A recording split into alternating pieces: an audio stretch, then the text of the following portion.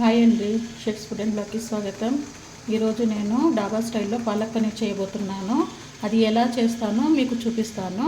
స్టవ్ని వెలిగించుకొని ఇలా పెద్ద గిన్నెలో, వెడల్పాటి గిన్నెలో నీళ్ళను పోసి నీళ్ళు ఇలా ఉడికేంత వరకు నేను బాయిల్ చేసుకున్నానండి. ఇప్పుడు నేను ఇక్కడ 1 స్పూన్ చక్కెరను పోస్తున్నాను. ఇప్పుడు ఈ నీళ్ళల్లో నేను ఈ పాలక్ను వేసి కొద్దిసేపు ఉడకనిచ్చుకుంటాను. ఇలా మరుగుతున్న నీళ్ళల్లో ఇప్పుడు ఈ పాలక్నంతా వేసి కొద్దిసేపు బాగా ఉడకనిచ్చుకోవాలి.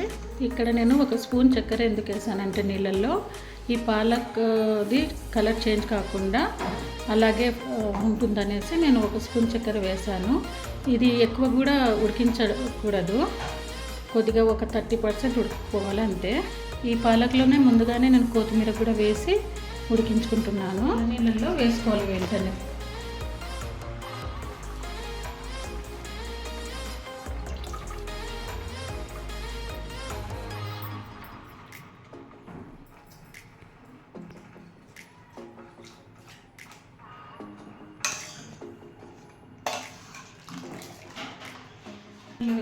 వేసి పెట్టుకున్న దాన్ని ఇప్పుడు ఒక జల్లెడలో ఇలా దీన్ని వడగట్టుకోవాలి.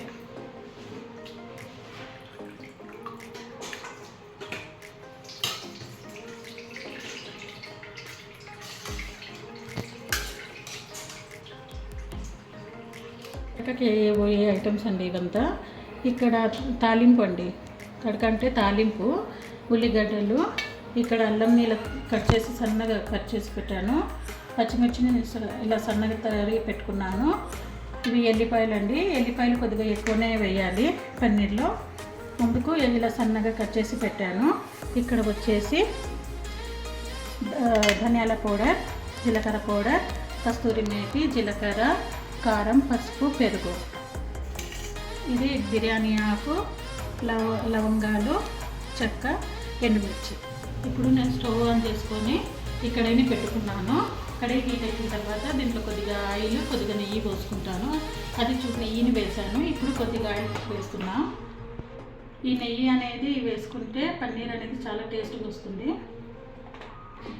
ఆయిల్ హీట్ ఎక్కింది కదా, దీంట్లో 2 బిర్యానీ ఆకులు, లవంగా, చెక్క అదంతా వేసుకుంటున్నాను. ఎండుమిర్చిని వేయాలి. ఇప్పుడు కట్ చేసి పెట్టుకున్న ఉల్లిపాయలను కూడా వేసుకోవాలి. పచ్చిమిర్చి, అల్లం,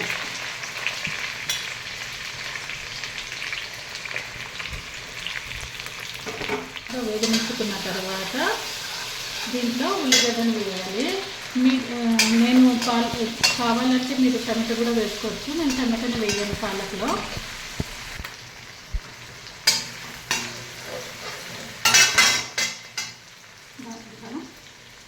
ఇప్పుడు తగ్గి పెట్టుకున్న ఉల్లిగడ్డను కూడా వేసుకోవాలి.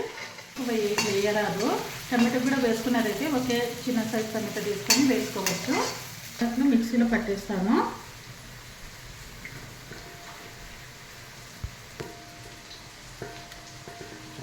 దీంట్లో కొద్దిగా అల్లం ముక్కలను కట్ చేసుకొని వేసుకోవాలి.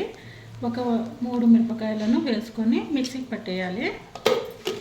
ఇలా మెత్తగా మిక్సీకి పట్టేసుకొని పక్కన పెట్టుకోవాలి. వేసుకోవాలి.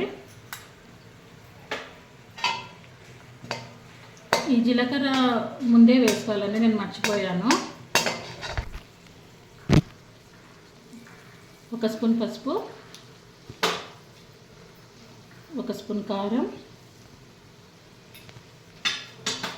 1 స్పూన్ ధనియాల పౌడర్, 1 స్పూన్ జీలకర్ర పౌడర్, పెరుగు. కావాలంటే పెరుగు వేసుకోవచ్చు, లేకుంటే మీగడ ఉంటే పాలదైనా పెరుగు మీదైనా మీగడ కూడా వేసుకొని చేసుకుంటే ఇంకా టేస్ట్ ఉంటుంది. 1 స్పూను, 2 స్పూన్ల ఉప్పు వేస్తున్నాను. వేసుకున్న తర్వాత పచ్చివాసన అంతా పోతుంది కదా, మసాలా వేసింది. ఈ పాలక్ని వేసేసుకొని కొద్దిసేపు బాగా ఉడికించుకోవాలి. పోసుకోవాలి. ఇప్పుడు ఇది బాగా కొద్దిగా పచ్చివాసన పోయేంత వరకు ఉడికించుకోవాలి. చేసుకున్నాను. మనకు ఏ సైజ్ కావాలంటే ఆ సైజులో కట్ చేసి సపరేట్ కడాయిలో ఆయిల్ పోసి ఫ్రై చేసుకొని వేసుకోవచ్చు. నేను ఇక్కడ పన్నీర్ని ఫ్రై చేయను, అలాగే పచ్చివి వేసేస్తాను. ఇక్కడ నేను పన్నీర్ని కూడా వేసేస్తున్నాను. ఇప్పుడు నేను మళ్ళీ కొద్దిగా తాలింపు అంటే తడక వేస్తున్నాను. కొద్దిగా ఆయిల్ పోసి ఒక మిరపకాయ, కాశ్మీరీ మిర్చి వేసుకోవాలండి. ఎందుకంటే కాశ్మీరీ మిర్చి వేసుకుంటే కలర్ అనేది మనకు బాగా వస్తుంది.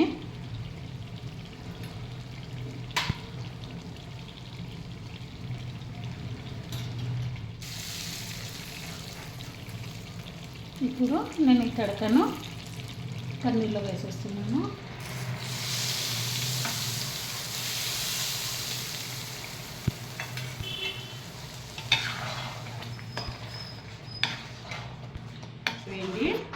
ఇప్పుడు నేను స్టవ్ ఆఫ్ చేసేస్తున్నాను.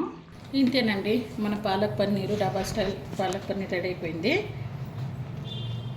ఈ వీడియో కింద మీకు నచ్చినట్లయితే తప్పకుండా లైక్ చేయండి, షేర్ చేయండి, సబ్స్క్రైబ్ చేయండి. Thank you.